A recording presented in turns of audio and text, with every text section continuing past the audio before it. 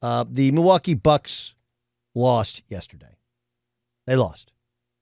And it's very fair to say, hey, Gottlieb, they didn't have Chris Middleton. Chris Middleton is not their best player, but he is their best pure scorer, especially in winning time in the fourth quarter. You couple that with the fact that I think they made a bad move trade deadline wise. They parted ways with Dante DiVincenzo. They brought in Serge Ibaka, who gave them nothing and appears to be over the hill. But it was a stabilizer at the time because at the time, Brook Lopez, there was concerns about his health. Like, I understand why you made the move, but the inability to have, another guard who could go get a bucket for you when you lost your second best bucket getter, that became problematic. But it's interesting. When you win one championship and you're surrounded by disappointing loss after disappointing loss after disappointing loss. And remember that thing was 7, and I will grant you that if you had Grant Williams making 7 threes or even taking 18 of them, I will tip my cap to you because I did not see that one coming.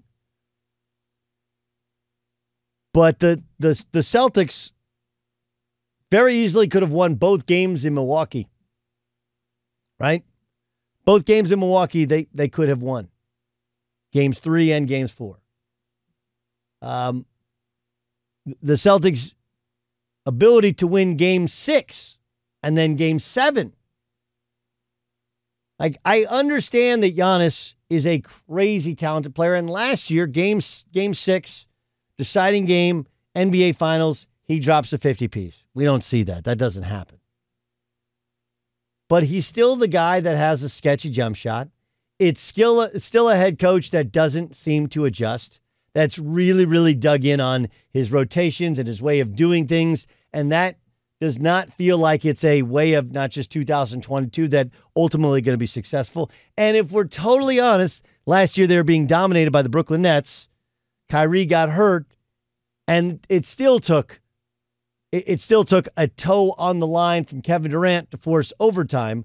Otherwise, they lose in game 7 to a depleted Nets team that wasn't a great roster to begin with.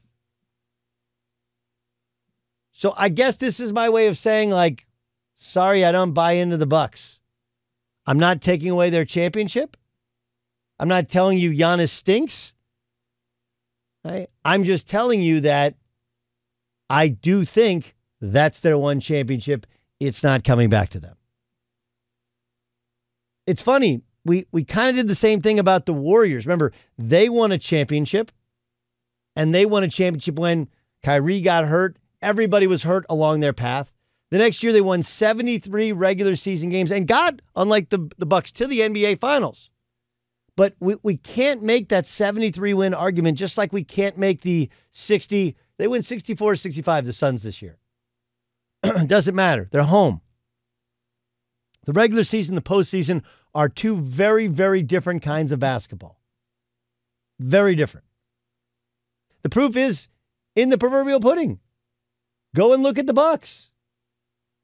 This was not a championship team that had an injury that came up short. It's a team that won a championship only when everybody else was kind of banged up, and they just survived, thankful to an injury to Kyrie Irving. Stop if you heard that before. And now they're home. You know, the way the Celtics are constructed, the way the Heat are constructed, those are the type of rosters and lineups that feel like they're more likely to be competitive for longer. And I understand, like, Kyle Lowry's going to likely have to be replaced, right? That you got some older pieces in a lot of different places. Here's Giannis talking about his team, and likelihood they'll be back. Hopefully, like, this moment, instead of thinking that we lost something, we can gain and learn in order for us to put ourselves in a position to win another championship. Now, if it's going to be next year, if it's going to be in 2 years from now, who knows? But it's going to be somewhat, like, hopefully, that's how we play. But I don't view it as we lost. I mean, listen, it's great perspective and balance. And Giannis is like one of those guys like, man, how good is that guy? You know, we did not lose. We learned. Here's Jaylen Brown talking about Giannis. Giannis is, I mean, best player in the world. You know, you can see why a lot of people say that.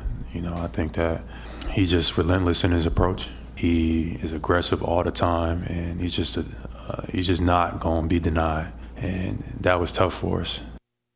Here's Mike Budenholzer talking about Giannis. Despite losing tonight and despite, you know, the series being done, I think the way Giannis evolved throughout the series, the way Giannis played against a very good defensive team, against a lot of good individual defenders, was like another one of those growth moments and growth like opportunities. And I thought he was phenomenal.